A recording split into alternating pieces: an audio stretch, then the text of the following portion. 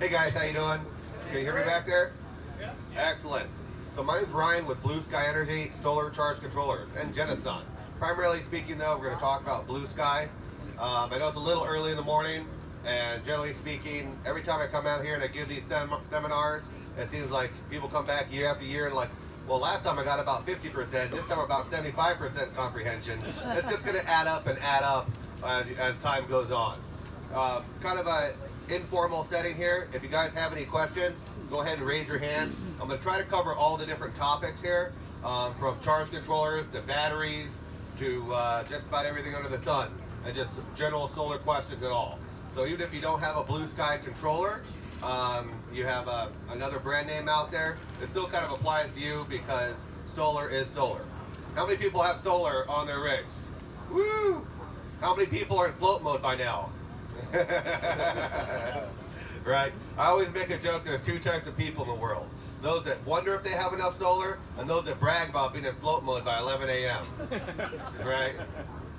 So, to start off the conversation, we're going to talk about maximum power point tracking, or MPPT, versus PWM style charge controllers. PWM stands for pulse width modulation. Now, your average solar panel varies on its output voltage, partially in conditions, but also in its construction. For example, your classic 12-volt solar panel, like your 36-cell solar panel, its output voltage under load will be about 18 volts.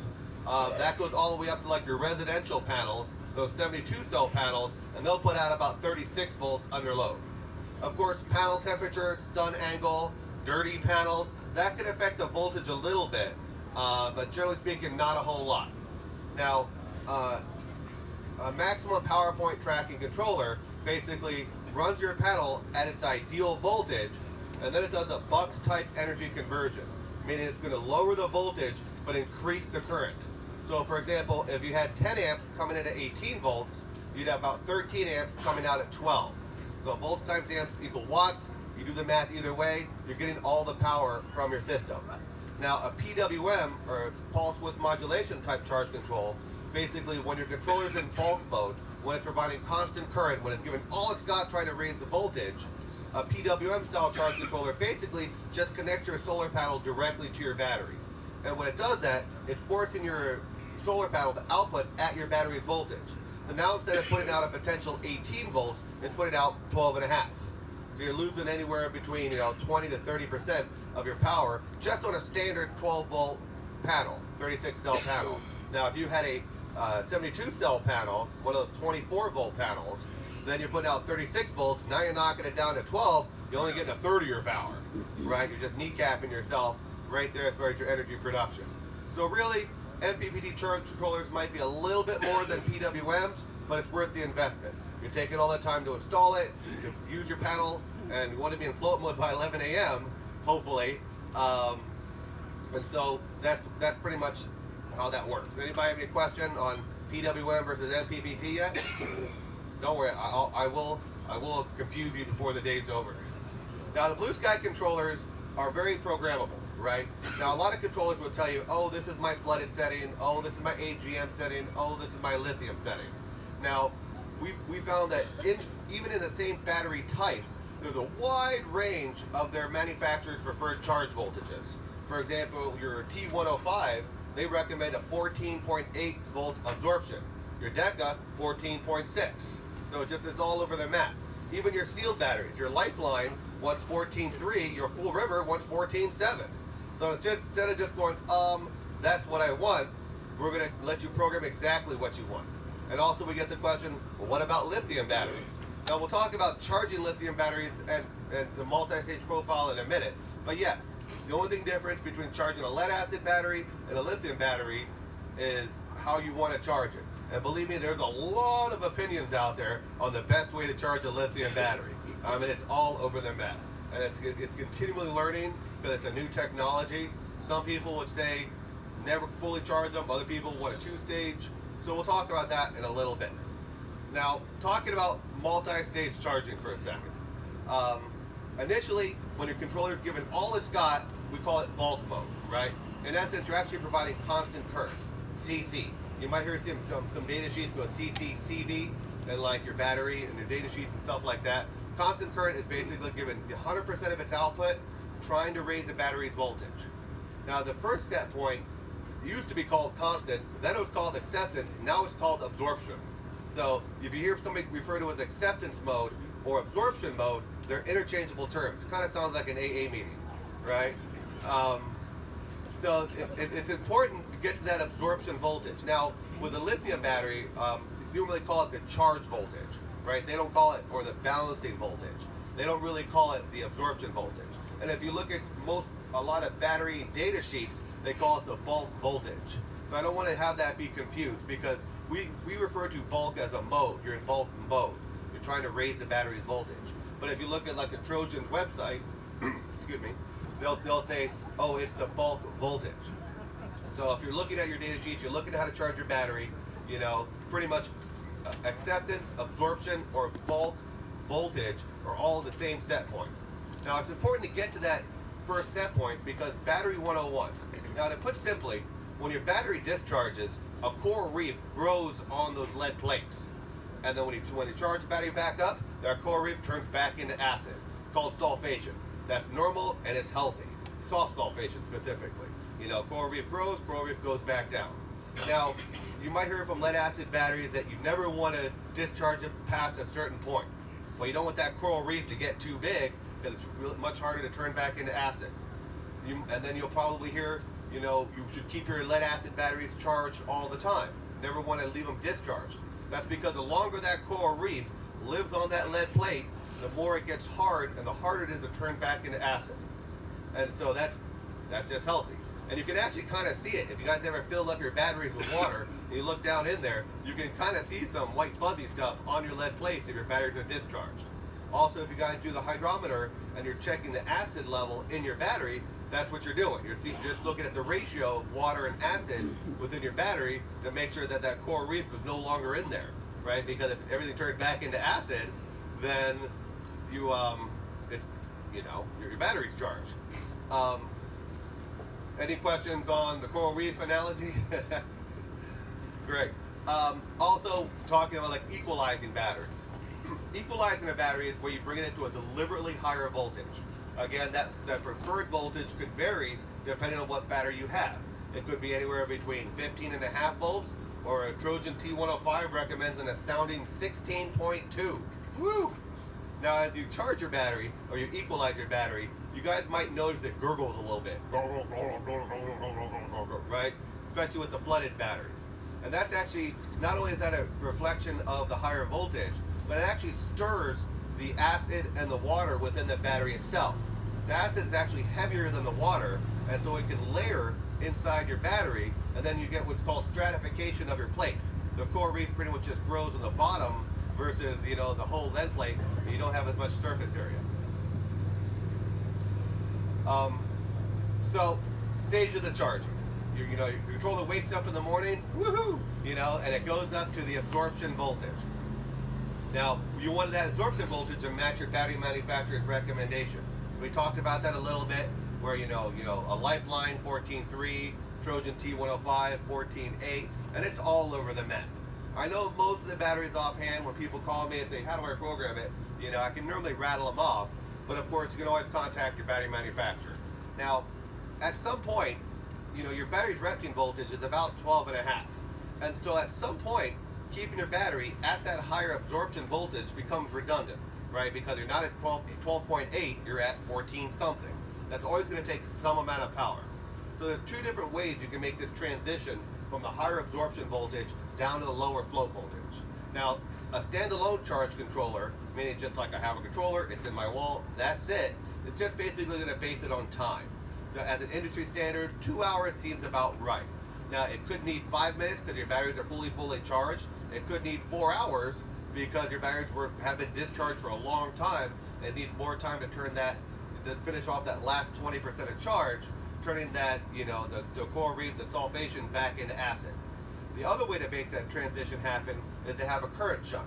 A current shunt's this little guy right here, and it goes in between your battery bank and your chart and everything else. So I always tell people, if you put your finger on every negative post of every battery, the only thing touching that finger should be another battery or the shunt. So all loads and charge sources go through the shunt. And that way, you can base that transition from the higher absorption voltage to the lower float voltage on the net current reaching the battery versus just time alone. And that's a much healthier and sexy way to do it, because now if your batteries are fully charged and you're in storage mode, it's just gonna say, wake up in the morning, go, hi, I'm absorption. Oh, I'm full, back to float, right? And also that cycling does a good job of making that sulfation off. Or inversely, let's say your batteries were discharged for a long period of time, or you've got a lot of loads going on while you're charging your batteries. You might want to hold it longer than 2 hours. Also, in the old days, they used to think that having a battery maintain the resting voltage, like the float voltage, like the trickle charger, that you could just do that and leave it at 13.2 and your batteries would be perfect forever. Right? Nowadays, it's come to, you really want to bring it up to that absorption voltage on occasion, right? So a lot of times with all the programmability, we have the, automatic equalization, all the voltages can set. So a lot of times with the people at the 3000i and they're parking their motorhome, their moho for the summer storage or the winter storage, depending on what part of the country you live in. I'll say, okay, have it just maintain the float voltage, but every few weeks, let's go up to the absorption voltage for a couple hours. Let's make sure those plates stay clean, because they will still sulfate a little bit while they're maintaining that float voltage. So a lot of the smart chargers, will also every now and then cycle up and down to that absorption voltage. But for the most part, maintaining the float, because flooded battery has a monthly self-discharge rate of about 12%. So it's just sitting there and it's going to discharge on its own. The sealed batteries, the AGMs, not so much, 2 or 3%. A lithium battery, almost negligible, maybe 1%, maybe 1%. A lot of people say, should I get a lithium battery, right? Now, other than the cost, woo, and also the making sure that your charge controller is compatible with it. Of course, all of ours are. It's really nice to have. Now, the benefits of lithium battery, there's a couple. One, the energy density is much higher. So if you only have room for one battery underneath your step, you can get a lot more amp hours out of it.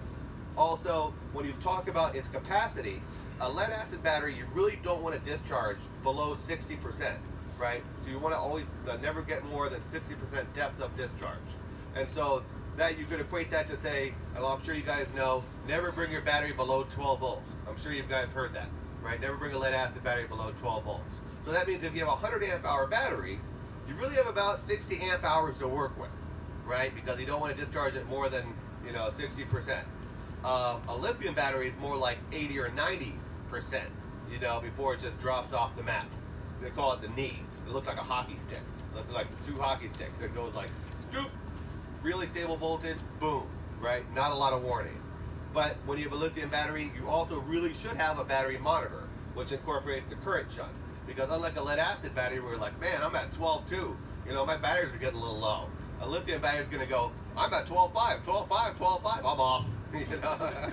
You're like, oh man, So you really want, especially with a lithium battery, you want to be able to monitor that current coming in and out, so you have a rough idea of how much power it has.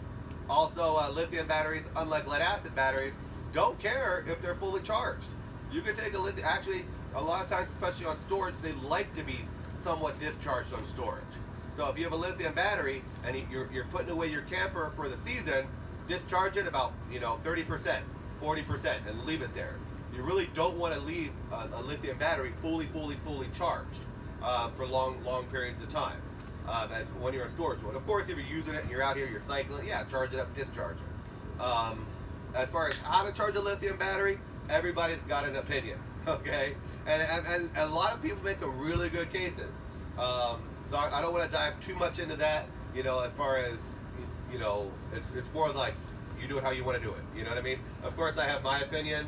A lot of people would say you never want to charge a lithium battery all the way. You want to charge it up to like 80%, 90%, never to 100%, except like every month or two you want to balance the cells.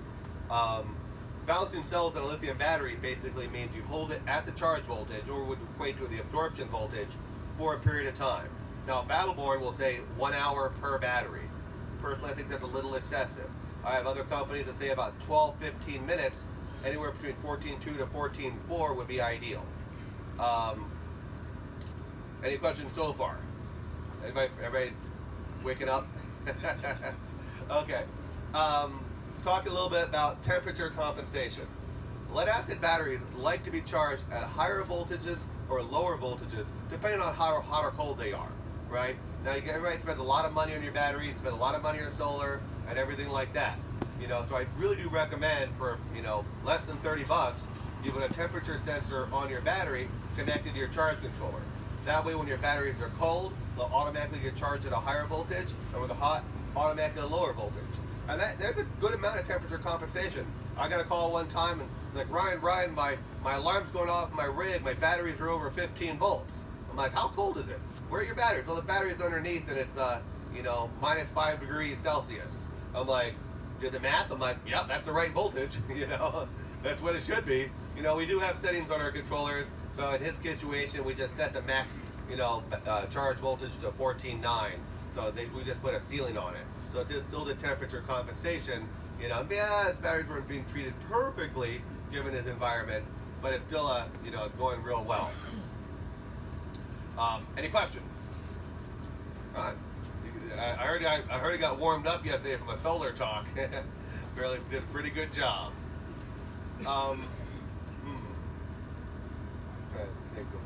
Yeah. I have one question going back a little ways to lead acid. You say equalize at 16.2 volts, which the Trojans, yes, the 16. T105s. Yeah. So what kind of do you need to shut everything off? Because that's pretty high voltage for equipment, isn't it? I mean, the only people that I find, he asked, like, at what point does high voltage damage a rig? Now, I don't want to speak for all electronics here, right? But generally speaking, most automotive stuff is rated to all the way up like 18 to 32 volts. The only people I've ever found that got really sensitive are people in the ham radio community. They tend to have very sensitive equipment, and they're sensitive over voltage and higher voltages. But I've never heard of anybody being damaged by equalizing their batteries. I agree, and even I called Trojan, I'm like, really, 16.2? And they're like, yeah, 16.2. I'm like, okay, Now, when you're equalizing your battery, everybody might go back like, I want to equalize my batteries, now I know what I'm doing, right? I found that if your batteries haven't been equalized in a long time, or perhaps they haven't been charged at the correct voltage, that they can be a little stubborn to get up there. So I had a guy, he's got Trojan T105s, they're 3 years old, and he had the voltage way low to begin with. And he hit Cook, right? He's like, go for it, 16.2. And he's pumping 30 amps into his batteries, or 20 amps into his batteries. And it's like, Ryan, I've been trying for 2 days, and I can only get my batteries up to about 15.8 volts, right? They're just, that's it. That's all they're going. They're gurgling out of water. They're just not going. Like, great, set your equalization to 15.7. So batteries, as they get sulfated, they can be, hesitant or resistant to getting to that higher voltage. Now, of course, the sooner the better. Let me show of hands. How many people think you can equalize AGMs? Well, that's none of these things. I'm not saying you can or you can't. Now, the problem is AGMs are sealed, right? They're sealed batteries, and as you equalize a battery, it generates heat and they can float. So I'm not saying people should go back and equalize their AGMs, right? At the same time, for example, Lifeline AGM, they have a little vent on it, and they give specific parameters for reconditioning. And you don't call it equalizing on an AGM, you call it reconditioning, right? And they give parameters. Lifeline will say 15.5 for up to 6 hours. I've had other people that say, a half an hour equalization charge on an AGM is a healthy thing, they'd say. I'm not, that's a scary thing, just because I don't want you to ruin a really expensive battery bank. But I have some people, especially with the Lifelines, they say they want to do a half an hour every couple weeks, just to make sure the plates stay clean. The principles of sulfation and reconditioning, equalizing do still apply to AGMs, but that's one of these things. I've had a lot of people with like full rivers where he did like a half an hour every day, so it didn't get heat, and they just boom, boom, boom, boom, boom. They did it for like 2 weeks, and next thing you know, his batteries really got bad. Now, a lot of times when you say, how do I need, so I'm not saying equalize your AGMs, that's definitely a political topic. If you have a Lifeline AGM, they say you don't normally have to do it, unless your batteries were severely discharged or haven't been charged in a long time, fully charged in a long time. But that's, you know, if when it comes down to like, I've got to buy new batteries or do something, then you might consider a half an hour, you know, if it's between throwing away your batteries or giving it a shot, you might consider giving it a shot. That's up to you. I didn't tell you to do it. don't take me to the bank on that one. Now, a lot of people say, how do I know I need new batteries, right? Like, how do I know my battery's getting soft? You know, everybody here has batteries in their rig.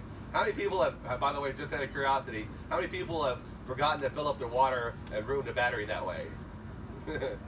Yeah, at least, you know. You guys are actually more diligent than most. You know what I mean? Like, you know, there's also two types of people in the world. People that check their battery fluid levels every month on the 1st, and those that go, my what? Now, one way to tell your lead acid battery if it's getting soft or it's getting old is you look at its average voltage while discharging. That's at least how I tend to do it. Of course, hydrometer is a nice way to go, but if you have a sealed battery, obviously that's not an option. But if you notice, if you, with a modest load, let's say 5 amps or something like that, when you first buy that new battery, it's like, oh man, that thing's at 12.7 volts the whole time, you know? Fast forward that same battery 7 years later, oh man, it's like 12.2 the whole time. And so you can just judge your average voltage while discharging. That's one way to tell, you know, just basically the health of your battery. Also, the equalizing, you'll see that springs back. Man, I'm averaging like 12.4 volts while discharging. And then you run this 8-hour equalization cycle, you know, and then next thing you know, oh, I'm at like 12.5 average while discharging. So that's, you can actually see, you know, how it's going. I would like to say, just here in Quartzsite, we've got a couple, you know, basically we got 3 favorite people. You know, everybody know Brian Boone got solar installed? Anybody got? Yeah, I love his work. Anybody here get their solar installed over at Solar Bills? Yeah, Solar Bills, greatest. And Discount Solar? Yeah. So, I mean, those are my 3 favorite installers here in the neighborhood. So if you guys need, you have any questions, obviously I'm here to help. But if you need more solar, or you guys need more resource as far as solar, you know, Solar Bills, got Discount Solar, and of course Brian are always here to help. They do impeccable work. I'm also pleased to announce we've got Bluetooth. Woo! So Blue Sky, I have a demo I'll be happy to show you. It should be for sale in a couple months, but we've got the app done. We're just ironing out a couple bugs. This right here is our Bluetooth accessory. It basically just clicks into your RG11 IPN network, and then it does everything from seeing what's going on, but also data logs. If you buy an SD card, you can plug it in there. It automatically does all the data logging, and it graphs out everything you've done, and it's super, super cool. We try to make it as feature rich as we could possibly squeeze in there. So nowadays, everybody's smartphone, you want to see it. You want to sit around the campfire and say, man, how many amp hours am I charged? You know, we're like float mode. You know, you can have a raffle like, you know, where's your float mode. You know. At night you're not charging. Right. You're on a fire at night, you're going, oh, it ain't doing shit. Right. But if you had the IPN Pro remote, you could look at your state of charge as well. You know, you could say, you know, oh, my fridge is drawing 10 amps right now. You know, that's another nice thing about. I've had a lot of people with the current shunt and our IPN Pro remote find parasitic draws just because they have the shunt installed. And actually, one of the trickiest parasitic draws I've heard is the leveling pump, the leveling motor. Even when it's not on, I've heard it can draw several amps, even when it's not running. So if you guys are ever looking for parasitic draws, I've had a few customers come over that and, you know, have problems with that. Yes, sir. Is there a way to overcome that? I have a switch. Look, if it's not connected to the battery, you can't draw power. You know what I mean? Like, and battery disconnect switches are always a good idea. You know what I mean? I don't want, that's more of a motorhome thing. I don't want to dive too far. That's not really my cup of tea. But like parasitic draws happen. Another good reason to have solar, right? Because that's always going to maintain your batteries. Also, as far as batteries go, the depth of discharge is really important. Now, if you're cycling your battery down to 12 volts, up 12 volts, that battery's not going to last very long. If you're only cycling like 20% like this, it's going to last a whole lot longer. Because the less that coral reef, the sulfation, grows on those lead plates, the longer it's going to last. Yes? So, this is charge control. Yeah. Question. When my panels were installed, before we put them in, you see the 19 volts coming in, right? So now, all I can see coming in on the panel now is like gone. Is it because I have a PWM? Maybe. So what he asked is, like, originally when he got the panels, he could see about 19 volts, right? And then now that he has it connected, his voltage is much lower. You said about 9 volts. Yeah, Now, on the troubleshooting side of life, on a solar panel, you always have two voltages. You have your open circuit voltage, or your VOC. That's how I take my panel, I put it in the sun, I look at its voltage. That's your open circuit voltage. And then you also have your voltage under load, or your volts max power, your VMP. On average is about 18 volts at STC conditions. Now, STC conditions, and I'm circling around your response. Now, STC conditions never happen. You know, the standard test conditions, right? That's where you've got a panel, the sun's perfectly overhead, you're in Hawaii, there's not a cloud in the sky, and it's somehow only 25 degrees Celsius. And it's cool, right? Room temperature. And that never happens. So a lot of times, other panel manufacturers will give you NOCT, normal operating cell temperature specifications, PTC, which stands for PVUSA test conditions, or now the newest one is NMOT, nominal module operating temperature, right? So more like real life expectations. You can only expect about, and generally speaking, 70% of your rated output in real life. That's just one of those things. Now, as far as your question, I'm making sure that we're not confusing amps and volts. Because a lot of times on a charge controller, for example, ours, depending on what you're looking at, it'll tell you your input current, but not the input voltage. But as a rule of thumb, whenever I'm troubleshooting, if your input voltage is lower than 15, you have an input problem, right? There's really no conditions that should take a standard 12 volt panel at 18 volts max power, VMP, and no reason that should ever get below 15. You know, even people in Arizona, where they quite literally cook an egg on their solar panel, their input voltage is going to be about 15.2. Now, on that note, what causes input issues, right? Where are the main causes of panel input problems? Panels, generally speaking, don't go bad. You know, they're rated like 25 plus years. They last, at least the rigid ones, last forever, right? The flexible ones, you know, not so much. You're pretty good. If you get 5 years, 7 years out of a flexible panel, you're probably looking pretty good. Of course, not all flexible panels are created equally, right? There's the cheapies, they run about $2 a watt, all the way up to like the Sol Bean panels. They'll run you about $1,200 for 100 watts, right? But you can stand on it, jump on it, and have a lot of fun. You know, that tends to be more the marine industry where people start doing these, kinds of things. I think personally, on a price point, on quality, I really like the SunPower panels. SunPower actually makes all the cells, and they get different batches of these cells that solar cells, and they make a really nice flexible panel. But there's several others out there that are fine. If you do the flexible panel, or if you guys like remote flexible panels, which is great because you just put it under your bed, I would recommend you mount it to something. Flexible panels are great and they do flex, but if they're going wooga wooga wooga wooga wooga in the wind all day, they'll develop microfractures in the cells and they're going to fail much sooner on you. For example, I troubleshoot a lot of people and they have boats and they have like a cloth bimini on a marine application, and they lash it down at the top of the cloth bimini and it's going like this, all day in the wind, and it doesn't even last a year.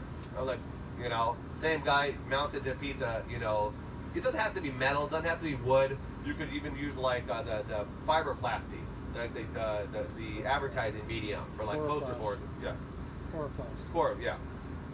But like Coroplast. Coroplast. I don't know fiberplasty. But yeah, that way it's not continually flexing. Now another You know, other causes of issues are on the input side, fuse holders. Oh, I hate flexible bladed fuse holders. For the last 3+ years, I've been doing product support for Blue Sky. 1 to 2 times a month, every month since I started this job, I have a customer have a failed flexible bladed fuse holder.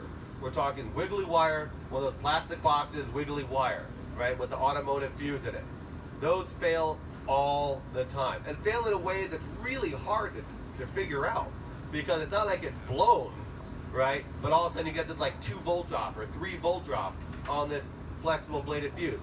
And I'm not saying they're all bad. You know, Blue Sea, not Blue Sky, Blue Sea, the marine manufacturer of a lot of components, makes a great one. Little Fuse makes a great one. So I'm not saying they're all bad, but it's definitely a thorn in my side when it comes to troubleshooting.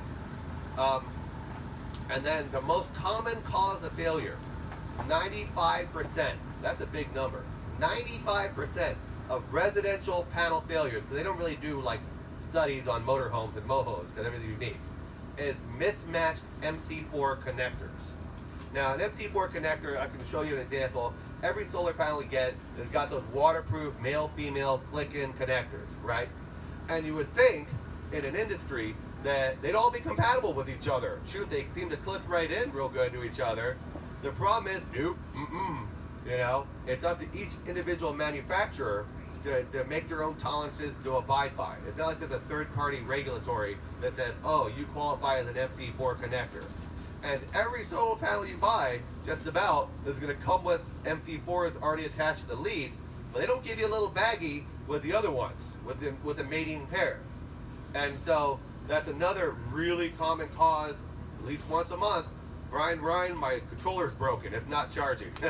They always blame the controller. I don't take it personally, right? They always say the controller's broken. I'm like, maybe, but, you know, do me a favor, let's do some troubleshooting first, because 9 out of 10 times it's not the controller, right? Of course, anything electronic can eventually fail.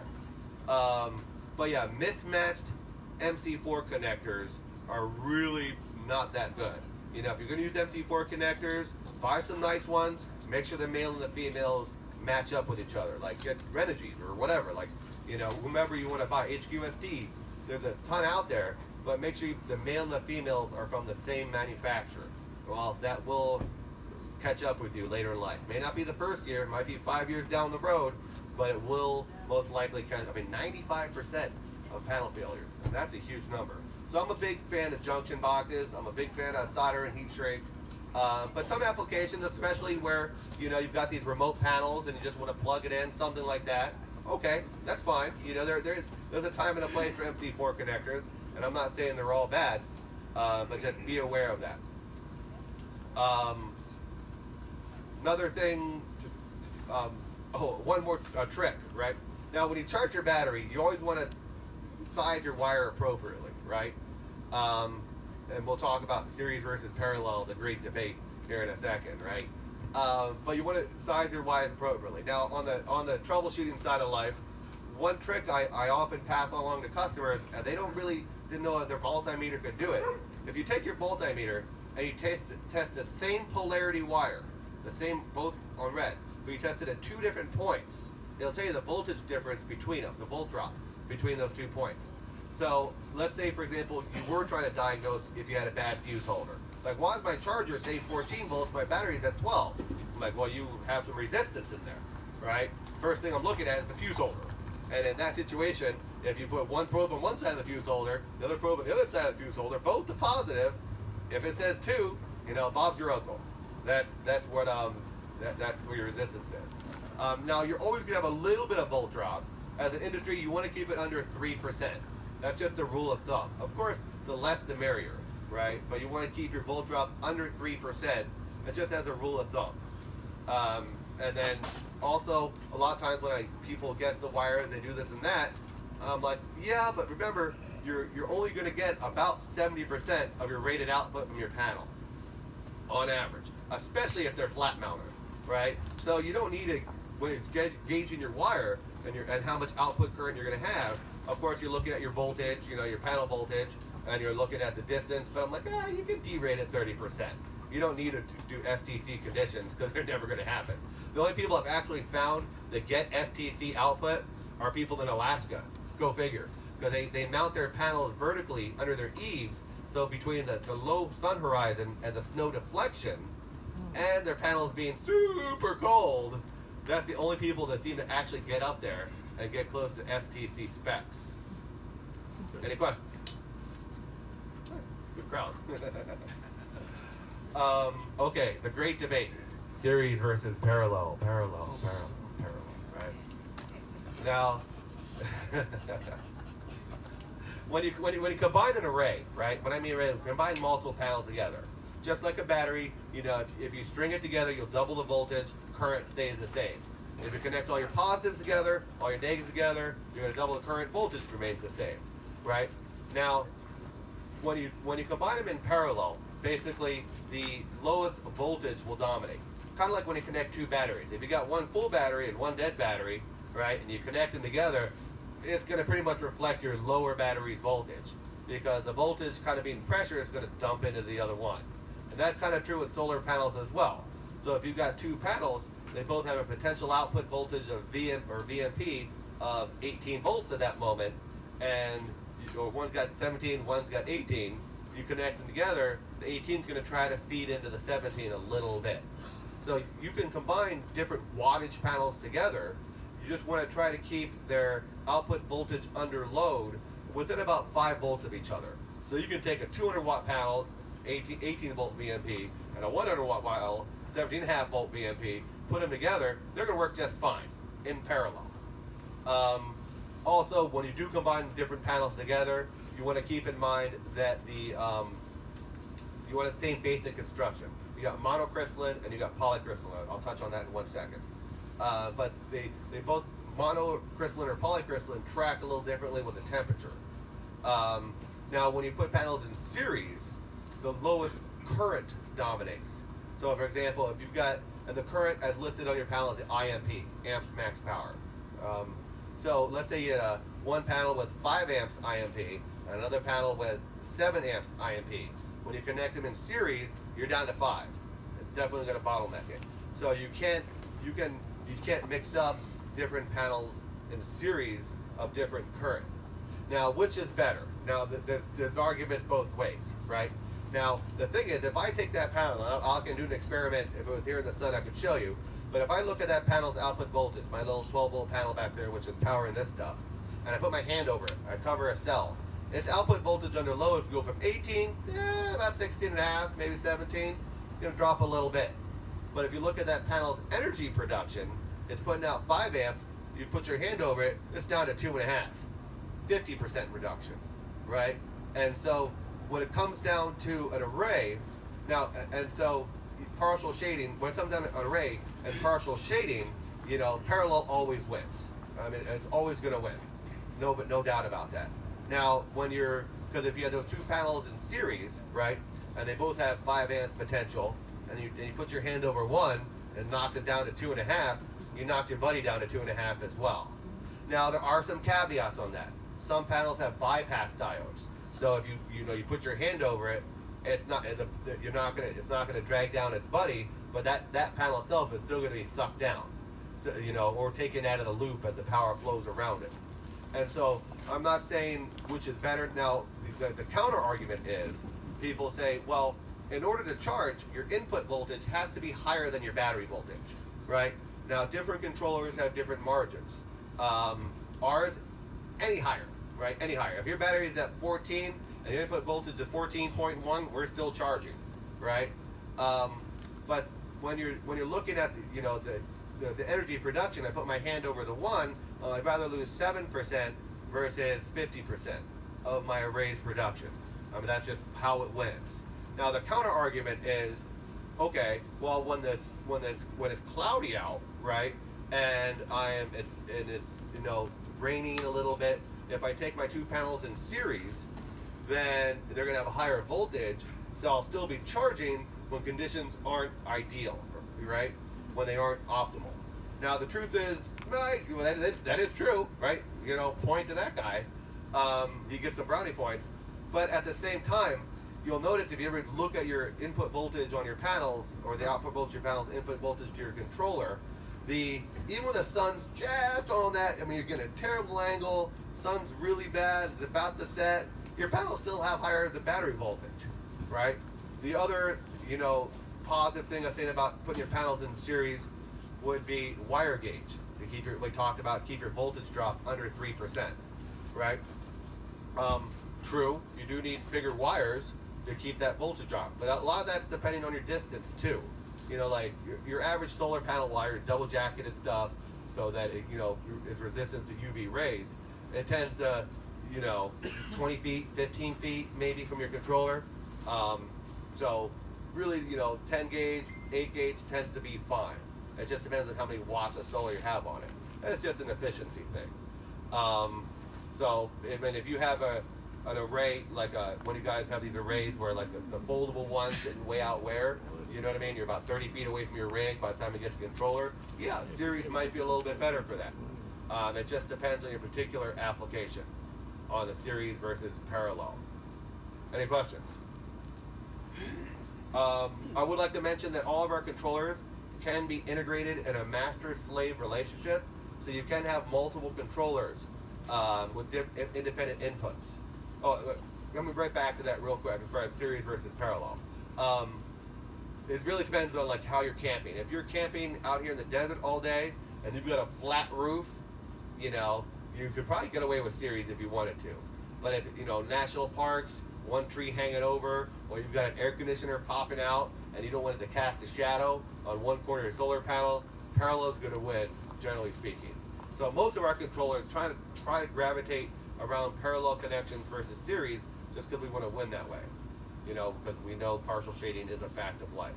Now we can have multiple controllers network together in a master-slave relationship, and so you could have, for example, all the panels in the front of your roof on one, on one controller, and all the other ones in the back roof on another controller. So if you pull in or back into a spot and there's a tree covering you, that shade isn't going to take down your entire array.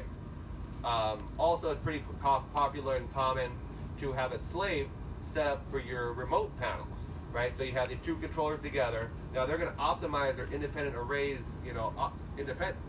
their respective arrays, their their respective arrays independently, but they're going to cooperate as a single unit, meaning your displays are going to reflect the gross output of all the controllers of the network.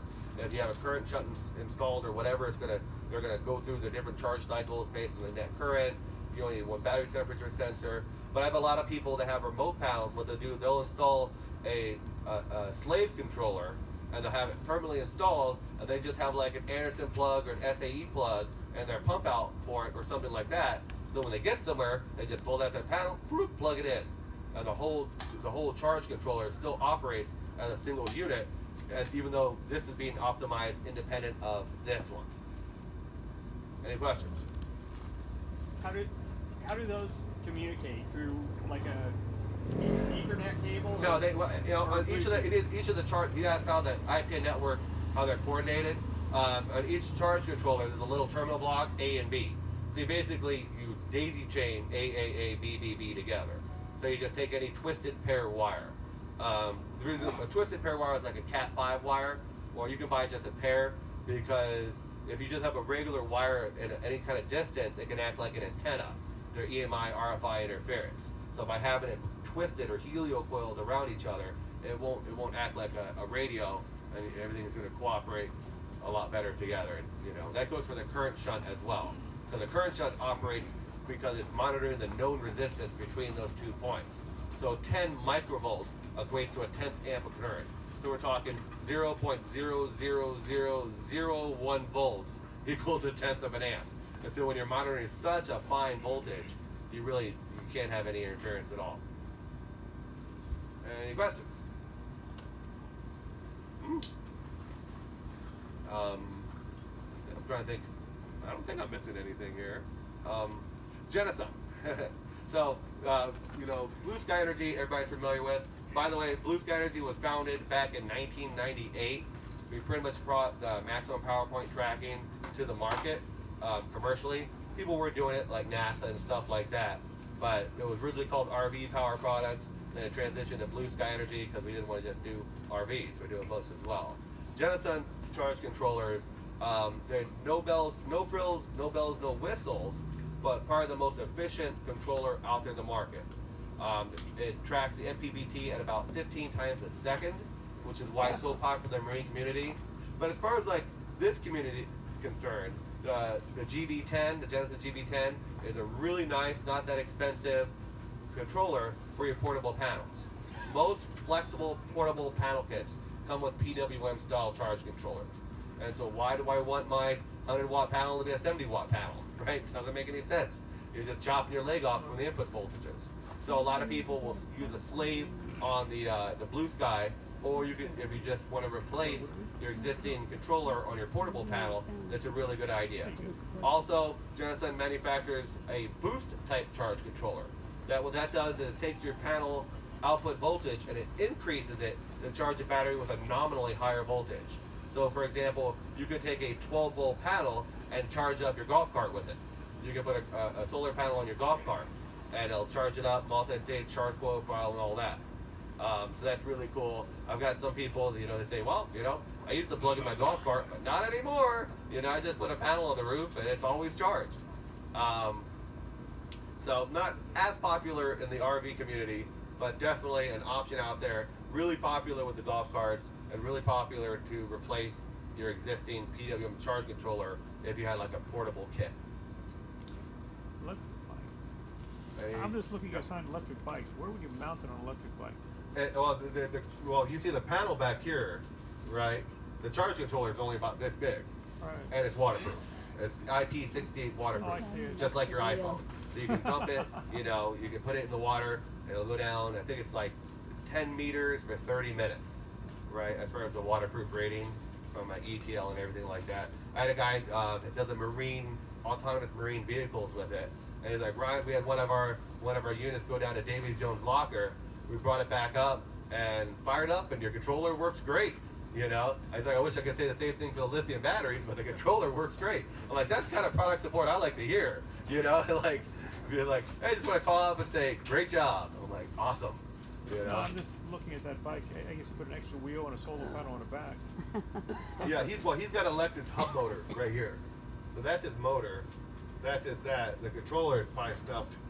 It could be stuffed anywhere, and it's only. I mean, the controller itself it doesn't have a very large footprint at all. But this is also part of the Trans-America or Trans-Asian race on the Genasun. So they actually go from it's like France to China or something like that. They just go all across the Eurasia, and pretty much everybody's got the Genasun because nobody else can boost charge voltages like we can, right? And have the reliability and have the efficiency. And there's not even a heat sink on the Genasun controllers because we don't waste heat, we don't waste energy. I've had people test it and they're like, how does it do? I'm like, magic, it's just magic, right? My watts in are just like my watts out. Yeah, 98.5% efficient. It's just setting a standard. That about concludes it. I'd like to welcome you guys, all those that have Blue Sky. If you want a new hat, got some hats for you. If you want to see, I'd love to show off our new app. So I would like to show you what we're doing. That'll be available. I just had the idea for remote install. What's the process of getting that app? Well, I'll show it to you. You're going to have to, the Pro Remote, right, to get the app to the Bluetooth accessibility, you're going to have to get our Bluetooth device. We haven't finalized the name yet. You could call it our Bluetooth dongle. I've got an example right here. It's hooked up and I can show it to you. We're just finishing up like all the injection molding to get the final cases just 3D printed, and a couple bugs on the firmware. Compatible with what I have. Yeah, it's compatible with any current Blue Sky product. The older ones like the Solar Boost 50, which were all analog, not compatible with that. But anybody that has any Blue Sky product manufactured since 2006, it'll be compatible. You simply click it right into your RG11. So you look at the back of your Pro Remote, you have that phone cable, RG11. It's just go clicked in, click, right there, good to go. And if you want data logging, you just buy a little SD card and pop it right in. And that way you'll just automatically all the data logging. And so I'd love to show that off. We're really excited. It's kind of a long time coming on the Bluetooth, but it's pretty cool, and I'd love to show it to you because I've got the app on my phone, and it's active, it's working. So. Do you have any idea what the price point's going to be on it? Yeah, not my cup. It won't be terribly expensive. No, I mean it's not a monster. But no, I have no idea. That's totally not my cup of tea. You know, we'd always say that's a Stefano question. He's like, that's a marketing guy's question. I don't really deal with numbers, but $100, something like that, nothing major. We want to really keep it competitive here. And any new controllers that we roll out, it'll all be integrated. You won't have to get that Bluetooth dongle separately. We're going to revamp the 3024 controller, have slightly higher input voltages, and then we're coming out with a larger controller, like a 100 amp version, which is going to be not only a cat to the bank, but it's going to be nice. Yeah, It's really nice. But, I mean, lastly, we did come up with another product, our Waypoint, which is kind of like our universal communication module on crack. It's